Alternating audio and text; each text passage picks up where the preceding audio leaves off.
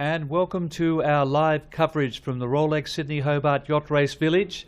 And at the moment we are watching live pictures from Law Connect, which is still over 120 miles from the finish, and in a very much a dogfight with Master Lock Comanche and also Scallywag 100. David Witt, he's been trying to win the race for 35 years, but he's taken the lead now in a dramatic situation on the northeast coast of Tasmania. We're on board Law Connect, and alongside me is the voice of the race, Peter Shipway. How exciting as things build up. Good morning, Gordon. Good morning, everyone. It is exciting. It's a thrilling battle for line honours. Still got a long way to go, though. The breeze is very light this morning, early hours of this morning, and daybreak was only down about 3 or 4 knots, but it's picked up a bit now, and they're just starting to rumble away a bit. They're doing about 13 knots with still 128 miles to go, so it's still a long way down the Tassie coast. And then, of course, they've got to get across the bay and up the river. But at the moment at Eddystone Point, there's the boats there now. See how close they are. Scallywag just got his nose in front.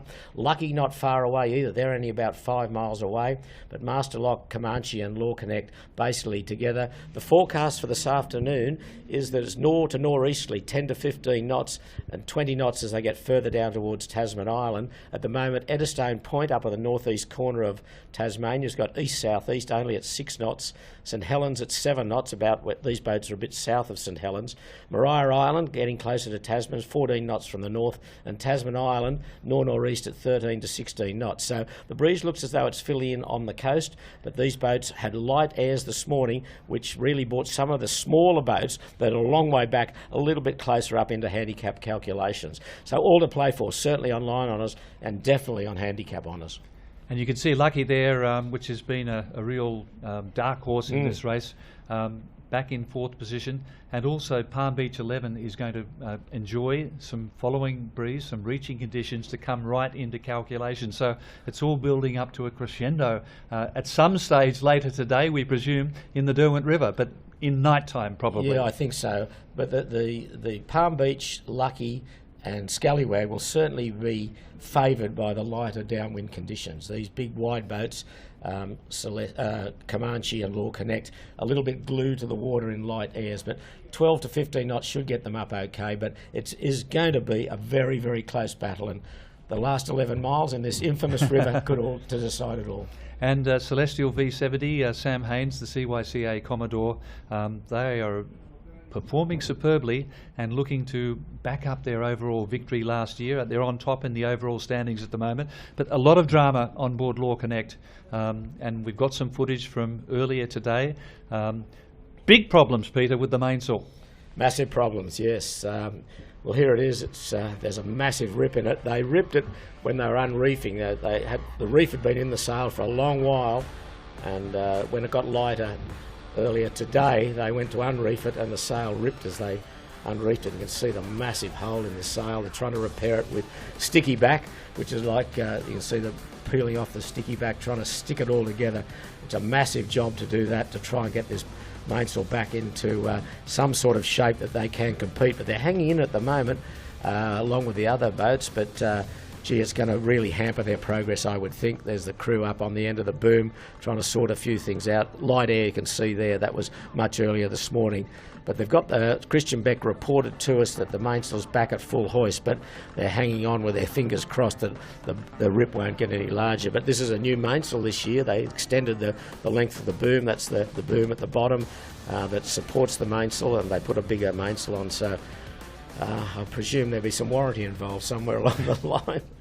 Yes, well, we certainly could see 4 boats, at least 4 or even 5 of these big boats in the Derwent fighting out the finish. It's not all over, certainly, for Law Connect, despite that problem with the mainsail. But let's hear now. Well, what about this, Peter? This quote from Chris Nicholson, the tactician on board Law Connect. Well, it sums it up brilliantly, what's happened. I mean, if you've ever experienced out there bashing to windward in brutal conditions like it's been for the last 24 hours, it's exactly what Nico has said. It's the landings that hurt. If the landing is awkward, it's no different from jumping into a pool from a great height and doing a belly flop. And I think it's worse than that. I mean, it's a great height, would be 100 metres to land on your stomach, but it is brutal. And we've seen the retirements, Gordon, that so many boats have suffered, crew and boats. Yeah, well, we started with 128. You mentioned retirements. We've had 33. There are still 95 boats racing, including 12 of the 17 double-handers. So those little boats, those two-handed crews, are all really in there, right in the thick of things at the moment. But last night we were able to make contact with the Navigator on Law Connect, the celebrated American Chris Lewis. Chris, nearly out of Bass Strait. Yeah, thankfully. Tough night for a lot of boats, a few retirements across the fleet. How have the conditions been? Yeah, the conditions have been pretty tough. It's cold, lumpy, stuff breaks. I guess it's back to a traditional old tough Hobart this year. Yeah, 37 years or so. There's a heavy duty one, and this one certainly fit the bill. The boat's holding up all right. I guess you're looking forward to getting into some lighter spots to get a bit of reprieve tonight. Yeah. I think the job list is pretty darn big. You have a lot to do to put the old girl back together, but just looking forward to finishing the race and getting to Constitution Wharf. No worries. Enjoy your night. Hopefully it stays safe. Well, they certainly have had a battle. They've lost their instrumentation that tells them how fast they're going, what the wind speed is. They lost that early on. Then they broke the main sheet. That's the rope that controls the boom and stops the mainsail flapping around. They broke a jib halyard twice. That's the rope that pulls the jibs up. And now they've ripped the mainsail. So they've had a race and a half, but they're still close to the lead. So. Yeah, well, we saw what happened in 2023 when they were trailing by 3 miles coming into the Derwent and managed to pip Andu Comanche. This time last year, by the way, Law Connect had finished the race.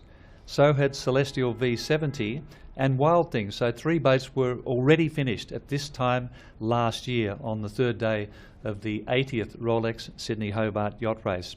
So fascinating situation at the moment. Let's go to the retirements. There have been 33 and quite a few overnight. And if we work our way through these, Ambition, obviously that early hull damage, that's a disappointment for the Tasmanians. And Chancellor, Coast Watcher, the two-hander there, Inukshuk, and also the Kraken 42. They had a crew injury and also some electrical issues. As we work our way through these 33 retirements, Locksloy, skipper's discretion, safety of the boat and the crew was the issue there. The 2 Maritimos, the Maritimo 100, electrical problems, and the oldest boat in the race, Maritimo Catwitcher. 121 years old. What a sad ending for the race for Michael Spies in his 47th Rolex Sydney Hobart. Working our way through those other boats down to Ocean Crusaders Jay Bird. And here some of the double-handers as well are out, Roaring 40, Titoki, and also a big shock with URM Group. They had some hull problems and damage. They went for the safety issue. They're headed back to Sydney. V5, the Kiwi boat, and Vixen Racing. The cracked New Zealand crew there, they've had to pull out with crew injury.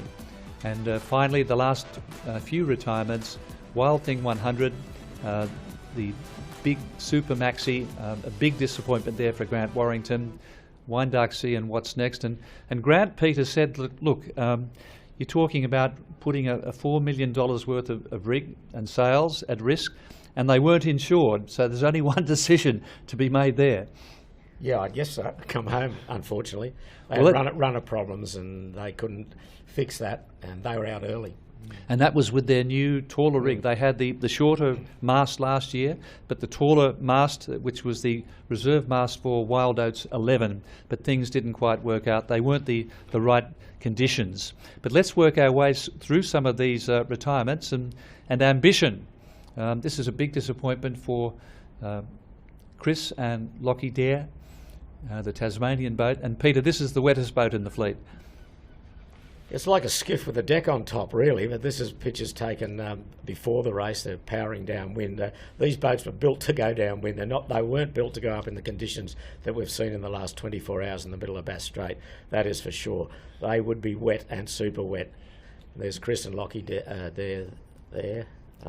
Very disappointed to pull out of this race, any boat that comes out. after all the effort that goes in and preparation, it's a real letdown. But you can see once you get a bit of a seaway there, there's no no protection, protection at all. And also a huge disappointment for Annika Thompson, who won the Jane Tate Memorial Trophy for first female skipper across the line for the last 3 years. She was forced out as well on Ocean Crusaders Jaybird. Good afternoon. Journey to Hobart ends for Jaybird here. We're turned around. I found a minor crack in the longitudinal. My responsible as a skipper, I cannot enter bow straight where the hull is damaged. We are all safe, and going downhill back north is going to not put any strain on that, so I'm not worried at all. I'm very, very sad to do this decision.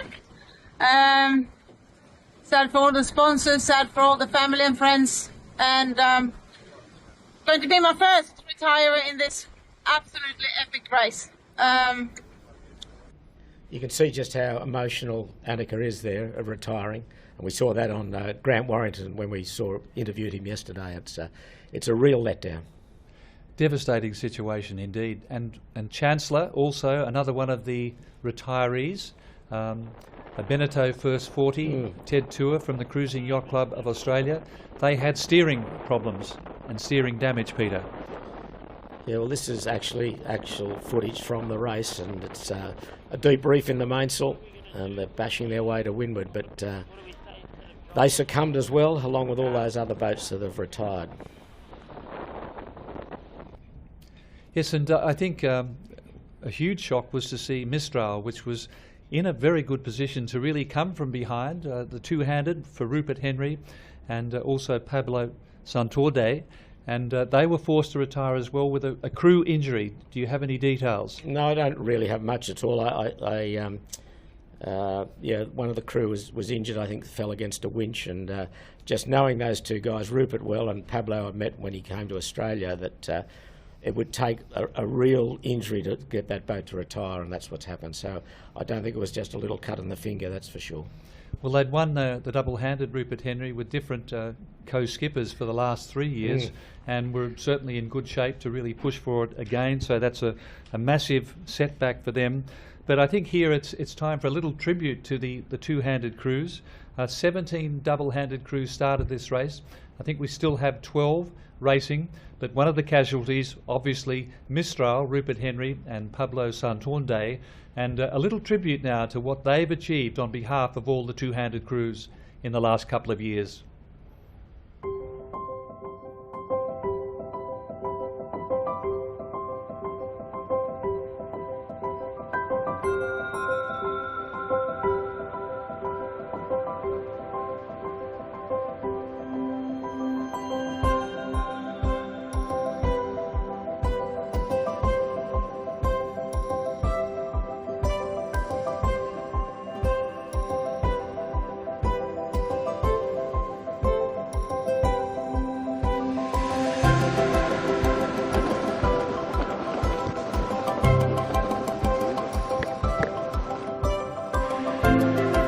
Your mum's actually watching this right now. What she come all the way in? Do you have anything to say to her? My mum? Yeah, your mum. Oh, hello, Mum.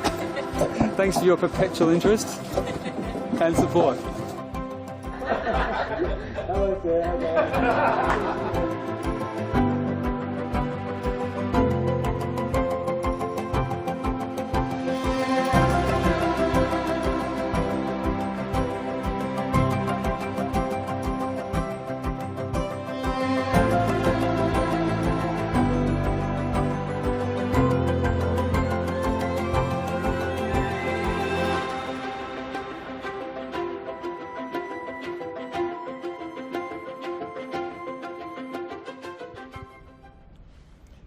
Not to be, Peter, but we're going to see a new double-handed champion in 2025.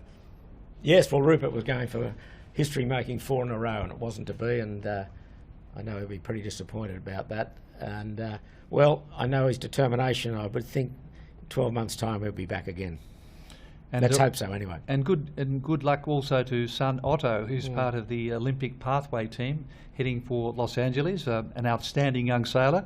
I wonder if we'll see Rupert and his son together at some stage in the future. His son might tell him how to sail. So he mightn't do that, I don't think. But, anyway, I mean, I saw Pablo, the co-skipper, on Christmas Eve, and he said, look, if I know of anyone that wants a crew for next year, let him know. So I would think Rupert will probably be looking at getting him back if indeed Rupert goes again. But massive disappointment, as I keep saying, for all the boats, but especially someone that I thought would probably be hard to beat in the double-handed division and really give the overall prize a shake. But they're on their way back to Sydney. BNC Mynet, another double-handed crew from New Caledonia. It took them 8 days to sail to Sydney, 1,000 nautical miles. And most of the, well, I know on Mistral it's all freeze-fried. It's very basic freeze-fried food. But not so on BNC Mynet. And let's hear from the chef on board, Jan Rigal. So, Michel, how do you do? Oh, yeah, very good. Very good. Hey, ladies and gentlemen, we have a special on board BNC Mynet Léon. I have to show you. Ta-da! This is the first meal from the start. Whoa, lasagna! I have you a picture when it's out. Cheers. They're quite different, the French, aren't they? But this boat, Gordon, is in a real good position to win the double-handed division. It finished second overall in the Hobart Race in 2015 as Courrier Lyon. And yes. JPK 1080, very good boats, these JPKs. One of them won the Fastnet race this year, a double-handed boat, won the Fastnet outright, and one of the crew is on Min River, Alexis Lawson. Loisson.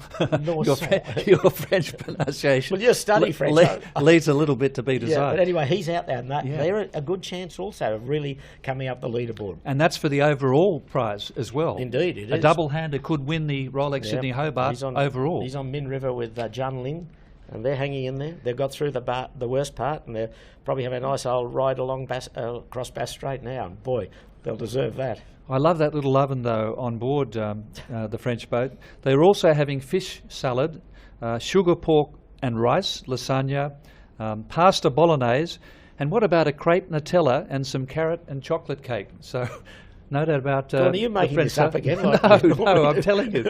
I managed to get hold of their menu on BNC Mynet. And you've got a little fact, I think, about one of the sailors on board, one of the co-skippers. Yeah, Michel Canton. Canton. I was close. Yeah. Well, he's one of the. There's two on board, Jan and Michel, and he was the windsurfing world champion in 1987 and 1990.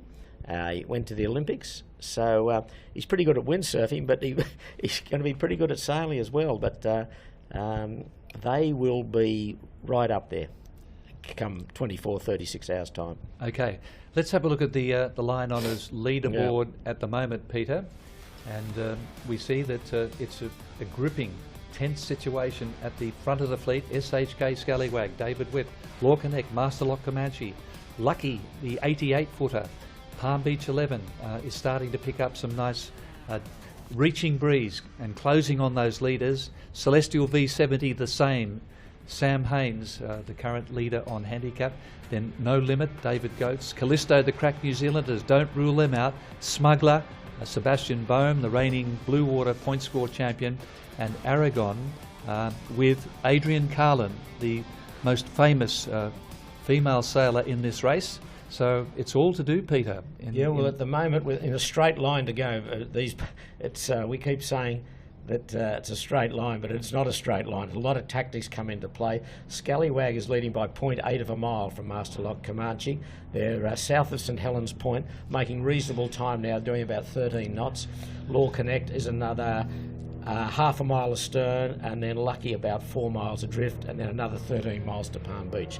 they'll probably gather up at Tasman Island tonight, and the game is on again. The race could easily restart at Tasman, could restart in the river, and it could restart here at the John Garrow.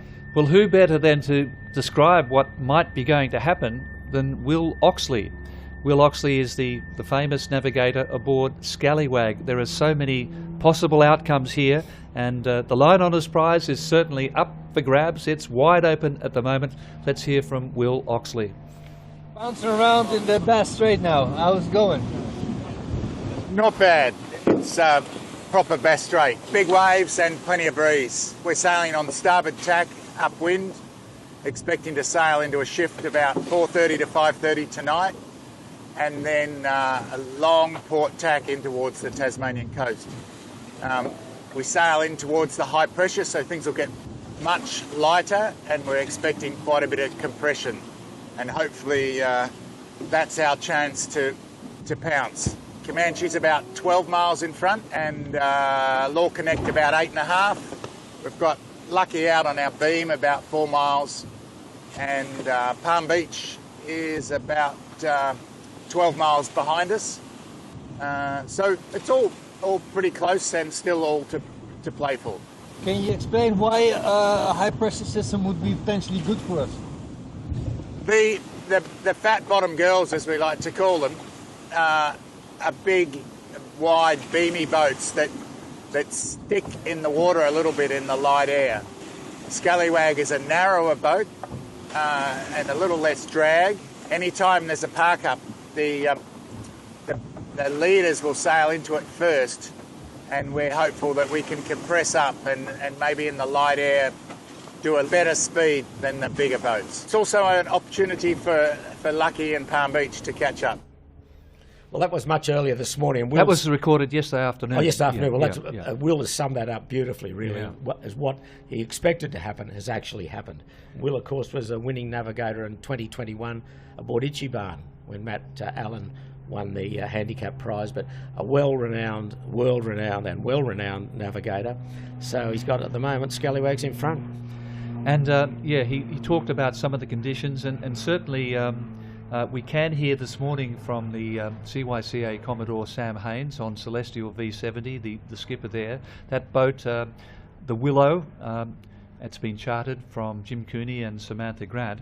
But let's hear from Sam Haynes now, who describes the really brutal, terrible conditions that the leaders and the whole fleet have experienced on the opening 2 days of this race. An update for Celestial V70.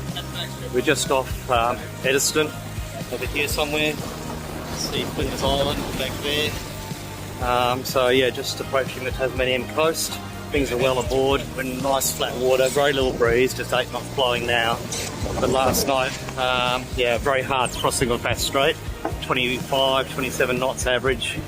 Under the clouds, though, there was some quite strong squalls, and really high in a sea state.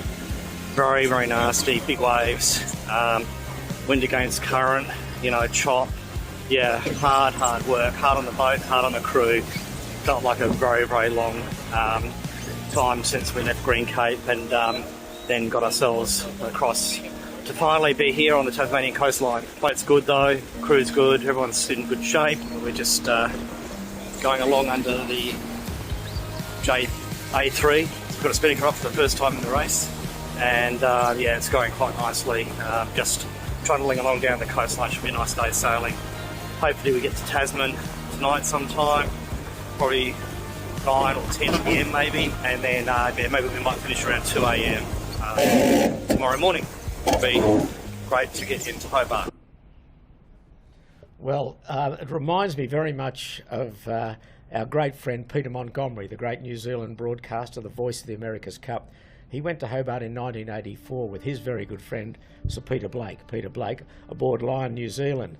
They were doing that as a run-up to the Whitbread Round the World race, and Peter Montgomery said it was the worst 3 days of his life in Bass Strait. They bashed away. It was a tough race in 84, and it was one of those 7-year stretches that Chris Lewis was mentioning before. And Peter Montgomery got to Hobart. He said it was the worst 3 days of his life. Well, Peter, I was on board the radio relay vessel, and I can vouch for that. I managed to get to all the dinner sittings on the Wayuna, but yeah, that was a horrible race. I think 46 boats finished out of nearly 150, so it was brutal. It was tragic as well. It was the first time we lost a person in the Wal race. Russell, the first life lost at sea, the Lake Macquarie yachtsman. And I remember being on a big searchlight on the Wayuna in the black of night, 40 miles off the coast, with a big searchlight trying to find this sailor who'd been washed overboard, Wal Russell. So it was the first tragedy of the race. Okay, let's now change the scene, because this is the famous Iron Pot and the Iron Pot Lighthouse, and this is the signature to all crews that you've got 11 miles to go to the finishing line at Castray Esplanade. It's a notorious spot. In fact, they built the lighthouse, Peter, when a ship actually crashed onto the rock in the middle of the night with I think 328 free women on board back in the early 20th century. Free women, what's that? Free. Well, they weren't convicts. Oh, okay. Yeah, right. We're going back. So they could come out before and play. You were born. They come out and play. Okay. Yeah. So fair enough. But anyway, that's why they built the lighthouse. And Evie Hazeldine, who is our Olympic sailor, who's doing such a fantastic job getting round to all of the boats and giving us so much colour, and also testing out the fashion wear as well. But Evie, it's a famous spot in the race. What are the conditions like there at the moment? Yeah, thanks, Gordon. I'm at the Iron Pot Lighthouse at the moment. It's a beautiful sunny day. We've got a light northerly blowing at the moment and some residual southerly swell. But as you say, this is the iconic point where yachts are entering the mouth of the River Derwent. They've come through Storm Bay down the eastern coast of Tasmania, and they're on the home stretch. But some history for you. It was built in 1832, and it is the oldest lighthouse in Tasmania and the oldest original standing tower in Australia. There was a house for the lighthouse keeper and his family on the little island, but it was demolished in 1921 when the lighthouse became automated. It marks essentially a change of the race. When the sailors come in from the ocean, they've got their lanes and they've got sort of a bigger race. It's more open, and when they come into the River Derwent, it becomes more tactical. They're fighting for positioning, potentially for line honours, as we saw 2 years ago, and compression on the land, tacking duels. It becomes a more tighter, closer, exhilarating race. We can see though that the northerly, it is patchy and it's shifty. If you are coming from behind and you're wanting to make up ground, then it probably is the breeze for you. If you want a nice calm ride after a grueling 600 miles out at sea, then you maybe want the easterly, a nice reach towards the finish. And this year we could see 5 big boats battling up the River Derwent for line honours, which will be a spectacular finish.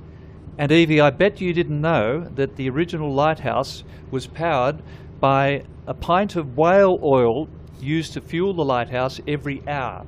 And they used 440 gallons of whale oil per year. Now, did you know that? No, I didn't, Gordon. I'm sure some sustainability and animal enthusiasts would have a little bit of an issue with that today. I wouldn't worry too much, Evie. Gordon makes these things up, so no one has any idea. He thinks it's true. We all have to agree with him, so don't worry. You're not on your own there. But as we can see in the background, Gordon, that the slope of the Iron Pot, and the whalers used to pull the whales up there and cut them apart to get the oil out of them. That's what it was, an old platform for whalers to pull the actual whales up. And while we're looking at these magnificent shots from the courtesy of the Sail Media drone, did you know also, Peter, there was a gold rush here in 1862 on the island? One of the lightkeeper's children, I think he had 8 children, found a big gold nugget on those rocks. And as a result, there were 200 gold diggers arrived on the Iron Pot in 1862. There was a gold rush on the Iron Pot. That's a little known fact, and I haven't made it up. It's a true story. Well, you couldn't make that up. You couldn't make that up, yeah. But But what about once they get into the Derwent then? The challenge is there. We've seen boats run aground. We've seen boats disqualified. We've seen boats actually in the early days drop anchor because the tide was going out. It's all there to happen. Well, you think you're home, but you're not. You've got 11 miles to go. And that often is the most trickiest part, not the most brutal part, but the trickiest part of the race. That last 40 miles from Tasman, I would say it every year, and ad nauseum, but I just having been there and know what it's like, it is tricky, and that's hard. And you've got to Tasman in good shape, but more often than not we've seen boats arrive there in good shape but don't win the race, and that could easily happen in this race, and certainly for line honours. Well, Evie is certainly very versatile, and she's going to tell us about a new event on the Cruising Yacht Club of Australia Ocean Racing Classic calendar. It's a new race coming up, and it will be starting in just, 2 months really. So let's hear again from Evie Hazeldine. This February, the Cruising Yacht Club of Australia debuts a bold new offshore challenge, the Trans-Tasman Race. Beginning on the 27th of February, the race across the ditch begins with a staggered start on Sydney Harbour. The cannon fires in pursuit style, with yachts starting the race over 3 days. Competitors will then round the northern tip of New Zealand to finish together in Auckland at the Royal New Zealand Yacht Squadron, home of the America's Cup. Competitors will celebrate in style in the City of Sails. Entries close 9th of January 2026. Be part of the Trans-Tasman Yacht Race as a new ocean classic begins. And this is the scene at the village. There's a couple of spectators who are having a quick snooze by the look of it, but it's been very windy here at the race village here in Hobart, and you can see lots of nice stalls. You can get some great food and some great donuts, beverage. Donuts, donuts, nice and donuts. yeah. Have you had any of the scallop pies yet, Peter? They're obviously very popular. Not as yet, but now that you mention it, I'll probably go out for lunch. Well, this is the scene. This is the finished product at the race village, but Tasports, who handle 99% of the freight and all the infrastructure of the ports, the 10 ports around Tasmania, have made this area available to the Royal Yacht Club of Tasmania, the Finishing Club, and the Cruising Yacht Club of Australia. And I'm now going to wave my magic fairy wand because this is the finished product. Let's see how it all started and developed.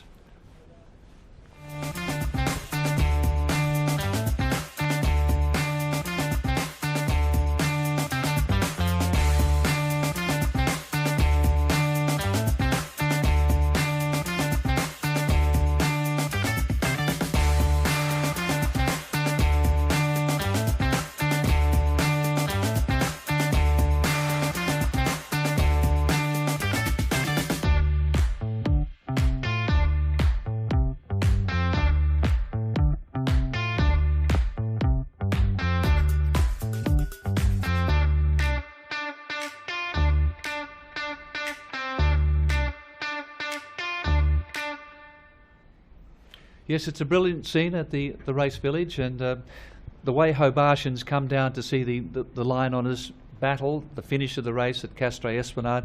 It doesn't matter what time of day, Peter. You've had some, obviously finished at all points of the clock, but they come out in thousands. Yeah, it's marvellous. There's no other ocean race like it in the world. The finish you get here is incredible, and whether it's a freezing day or a freezing night, the people come out. They're not yachties, they're just people that want to see the scene, and a lot of yachties are here, obviously, crews and friends and families, but a lot of non-yachties just come for the occasion. It's wonderful, and it's a real credit to Hobart what they do here. Now, the leaders are just south of Bicheno at the moment on the northeast coast of Tasmania, still somewhere just under 120 miles remaining, but they are now getting the benefit of the breeze moving and backing round to the north and the northeast.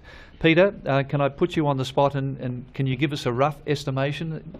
I know the conditions are going to change, but when do you think? Sam Haynes has said they expect to finish at maybe 2:30 in the morning in the 70-footer. What about the 100-footers? Any predictions? Well, right at the moment, Scallywag's 0.4 of a mile in front of Masterlock Comanche. They're northeast of Cape Sonorat. 122 to go. They're doing 11 knots at the moment, so they're not doing breathtaking speed as these maxis can do. So they haven't got that much wind. I would think 12, 15, even 18 hours. It depends what's in the bay tonight. These are live pictures, Peter, on board Law Connect, and you can Okay. see that, it's Well, fairly they're light reaching. You can conditions. see the orange storm jib up there. That's a reaching. They use that when they're double head reaching or triple head reaching. They've got the big reacher out there, so they're making reasonable progress. Not breathtaking. What sort of speed are they doing at the moment? Well, they'd be doing probably about 12 knots or so. So if you interpolate that into 120 miles to go, that's 10 hours. But they're probably a little bit quicker this afternoon. But when they get to Tasman, they're not going to get to Tasman until probably 6 o'clock tonight. And the bay will have a real go at what's going to happen. But I think probably there's even a chance they might be early tomorrow morning, I think, Gordon. But that's as I see it at the moment. But Scallywag leading the way. That's the big news. well, it's tight, yeah. 0.4 of a mile is nothing, Yeah. really. And they've only got to stop for 5 minutes and everyone will concertina up again. But they're coming in on the shore. But I remember the Donald Bradman of the Sydney Hobart Race, Magnus Halverson, said many years ago, don't get jammed on the Tassie coast. That was his mantra. Don't get jammed on the Tassie coast. Now, no one's won more Hobarts than Magnus. He won 5 overall on Handicap, line honours as well. But they're in close on the coast. But these days with their weather modelling, I think they've had a pretty good idea of what to do and what not to do. But some are closer in than the others. So it'll be a VMG run, I think, probably down, which means there'll be a few jibes before they get to Tasman. So VMG, would you explain that for the layman? Velocity made good, it stands for. It's the speed you go, the best speed you can go in a straight line. Now, whether you go up and go faster or go lower and go slower, it's trying to get to a point in a far off point in the quickest time, and you've got to work out what's the best way to get there, what best sails to put up. So it's a VMG run, meaning they can't get there in a straight line. They've got to jibe downwind or tack upwind, but at the moment they'll be jibing downwind, and that's very tactical. So the tactics are going to come into play here, and I wouldn't be surprised if you see Lucky close up as well in these lightish conditions, and also Palm Beach 11. Well, they've talked about that wind shadow off the Tasmanian coast, but Alex Nolan, the navigator on Celestial V70, he defied the odds and kept in very close, pretty well west of the rum line, coming down to Tasman Island on Blackjack in 2021 when they took line honours, and it'll be interesting to follow his track on the Rolex Sydney Hobart Yacht Race tracker. That's how you follow the race and how you follow the individual tracks of the race. But what is Alex Nolan doing on Celestial V70, Peter, if I can ask you that? Well, they are leading the overall handicap section, the IRC division, which is for the overall prize. They've been leading most of the way, but they've dropped down to third at the moment because their speed is down. They're only doing 5.9 knots, and they're up off St Helens, and they've got 165 miles to go. MRV from Victoria. That lovely. Can we go to this table, if possible, just to the IRC table? Yeah. And that'll show us. There it is. It's coming up now shortly. It'll show us. There's the current situation as far as the overall winner is concerned, Peter. So there's the top list. It's MRV leading, but you'll see a little flag alongside her. Her tracker is not working at 100% efficiency, so it's not a guesstimate. It's being updated manually, if you like, rather than using the tracker. Callisto's moved into second spot, and Celestial, by virtue of the fact that her speed has dropped off, that she's now down in third spot. And she's been leading for a long time on Handicap. Smuggler, the CYCA Yacht of the Year last year, Seb Bohm, he's into fourth spot. Midnight Rambler, Ed Saltis, first of the little boats to get in the top 10. He's fifth. Then BNC Mynet Leon is sixth. Sticky seventh. No Limit eighth. Love and War 9 and Lucky 10. And Bacchanal as well from the United States. They're sniffing around, but Bacchanal, Love and War, BNC Leon and Midnight Rambler not even halfway. So, but they're doing good speed, mostly straight down the rum line at the moment. So that is going to favour the smaller boats, as we thought right from the beginning. Yes, they're going to get blown home and really close the gap. So even a boat like Love and War, one of the oldest boats in the race, is in a fantastic position to take advantage of these conditions. After weathering the heavy windward work. 375 miles to go. It's a long race. Yeah, it's a long way to go. Not even halfway. No. I think probably at the moment Celestial V70 strong, as is Callisto. It'll be a case of getting in. Once you're in, you're really, really good shape. It's really, if the breeze can... And tomorrow, having said that, tomorrow is forecast for strong northerlies on the Tassie coast. So these boats won't be right at the Tassie coast, but they'll be across Bass Strait, coming across Bass Strait in a building northerly, which is terrific for the smaller boats. And gee, boy, they need it after that slug they've had in the last 36 hours. Yes, I think your daughter Grace will be looking forward to that big hug on the dock. That is a tough initiation. She might never talk to me again. Well, Peter, I think that pretty well sums it up. We still have 95 boats racing. We've had 33 retirements, remembering 128 started.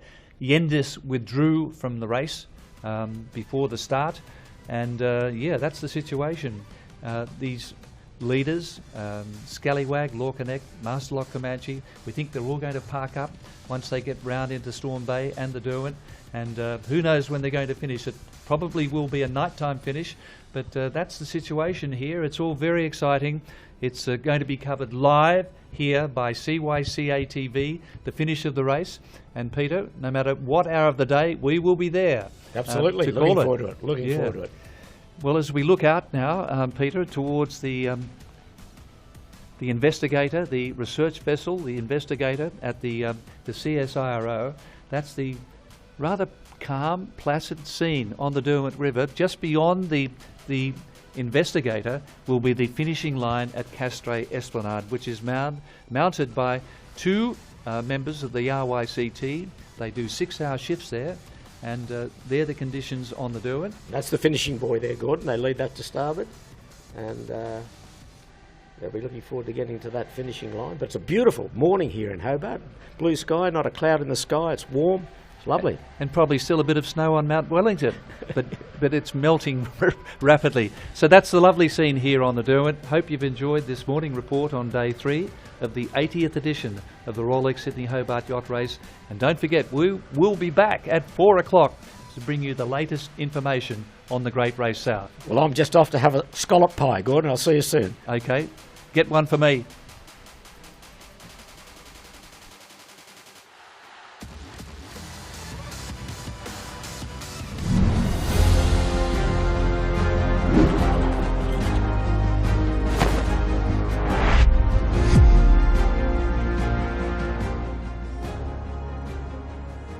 This has been a Hype production.